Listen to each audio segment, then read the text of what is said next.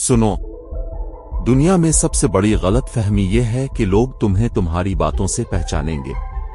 नहीं, दुनिया तुम्हें तुम्हारे काम से पहचानती है। इमाम अली एनसी रवायत। इंसान की असल कीमत इसमें नहीं जो वो कहता है, बल्कि इसमें है जो वो करके दिखाता है। तुम चाहे कितना भी बोल लो, कितना भी शोर मचा लो, अगर आउटपुट जीरो है तो कीमत भी जीरो समझो।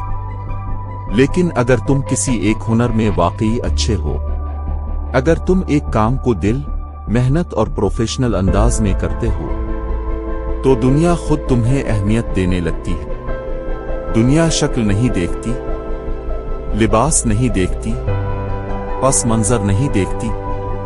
दुनिया सिर्फ ये देखती है कि तुम क्या कर सकते हो।